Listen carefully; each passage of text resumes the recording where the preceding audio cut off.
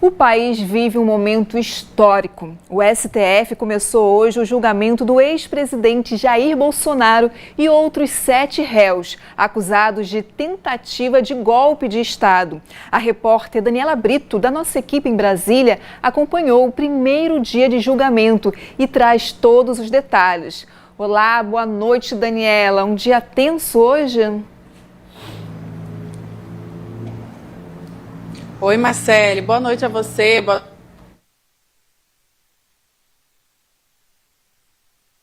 Movimentação por aqui por conta do julgamento do ex-presidente Jair Bolsonaro.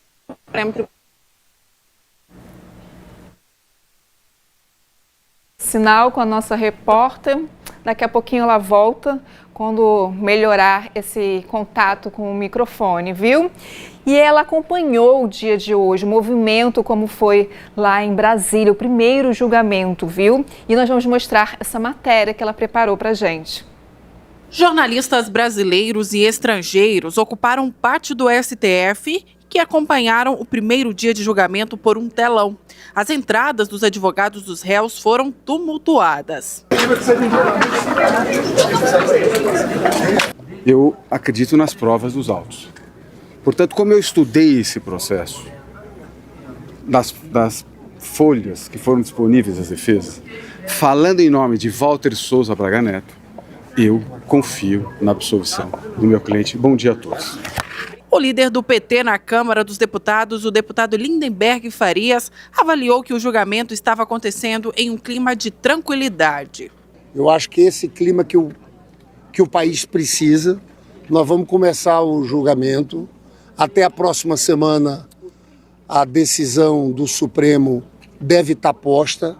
A gente acha que os crimes foram muito graves, né? Houve uma trama golpista, tinha um plano de assassinato.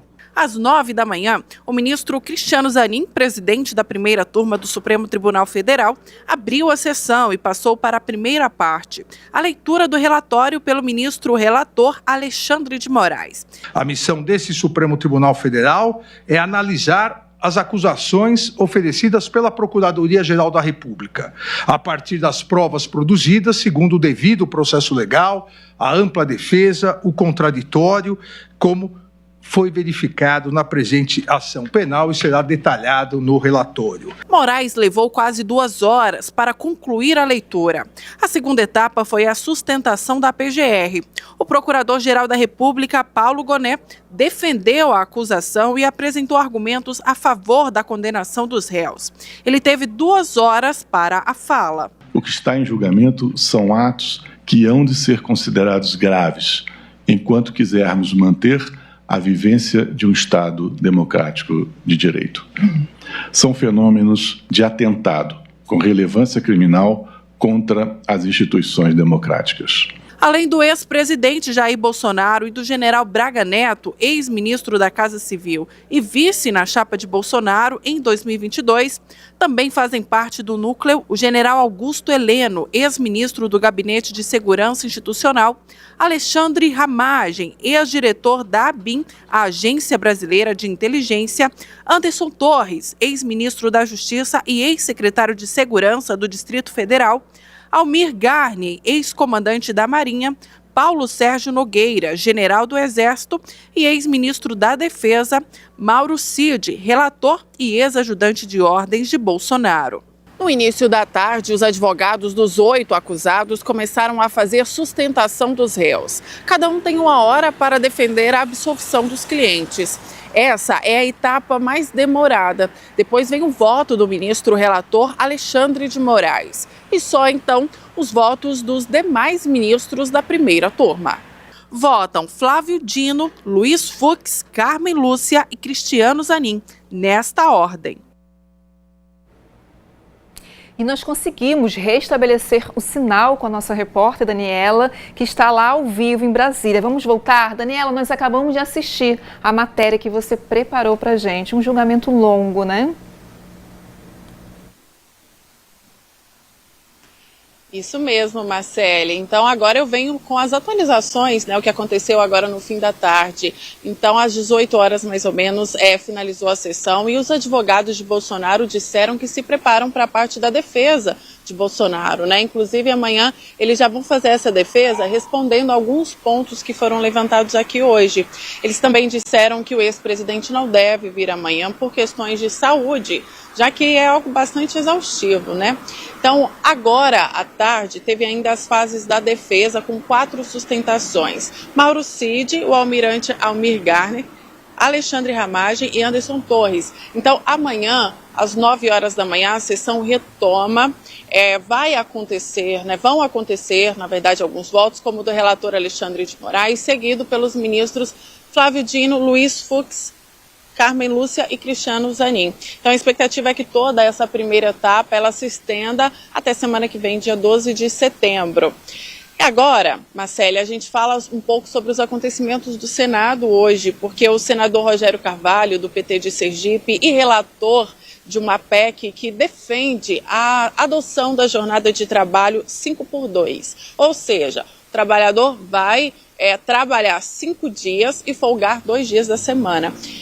O senador ele enfatizou que essa proposta ela traz justiça, que ela melhora a qualidade de vida dos trabalhadores e favorece a saúde mental, né? Especialmente em setores que têm ali um maior desgaste físico e emocional. A PEC, segundo o senador, já está pronta para avançar na Comissão de Constituição e Justiça. O senador Rogério destacou, inclusive, que o Brasil é um dos países onde o povo mais trabalha no mundo. Vamos ouvir o que disse o senador. O brasileiro trabalha mais do que o espanhol, mais do que o coreano, mais do que o americano, mais do que o argentino, e nós temos que reduzir, precisamos reduzir a jornada de trabalho, que hoje consome 6 dias, né, dos 7 dias que a gente tem numa semana. Então, a ideia é que a gente possa reduzir essa jornada para 5 dias por semana, né? Inicialmente, o nosso projeto, o projeto que eu estou relatando, que é de autoria do senador Paulo Paim, reduz para 36 horas semanais. Acredito que se a gente conseguir um acordo inicial para começarmos com 40 horas semanais, vai ser um bom acordo, e é isso que a gente espera, que o povo brasileiro possa trabalhar no máximo 40 horas por semana.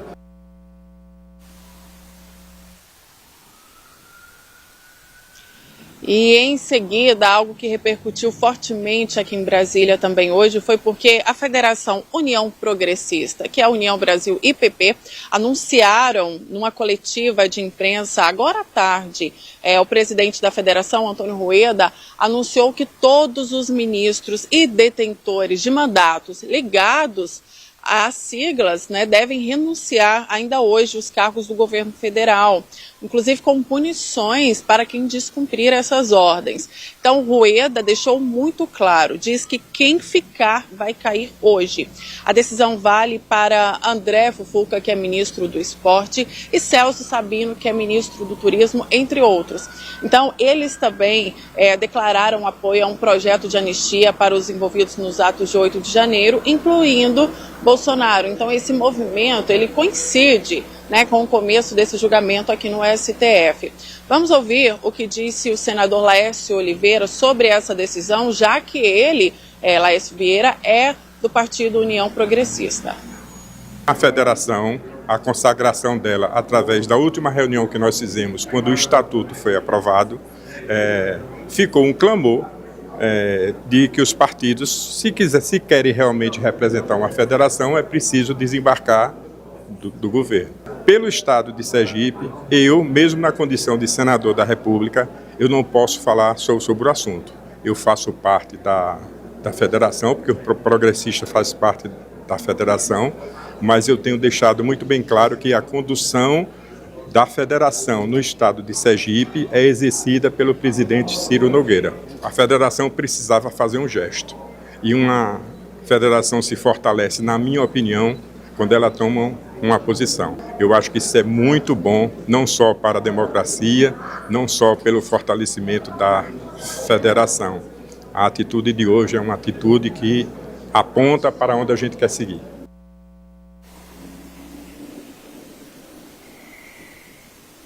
Marcele, então por aqui a atmosfera, né, de tensão, de incerteza no Supremo, o julgamento avança, no Senado esses projetos estruturais sobre a jornada de trabalho também ganham força e no Executivo agora essa crise política ela aumenta ainda mais, né, com essa saída imediata de ministros. Então a gente continua aqui atento, é claro, eu te trago todos os desdobramentos aqui direto de Brasília amanhã. É com você, Marcele. Obrigada, Daniela. Momento delicado, né?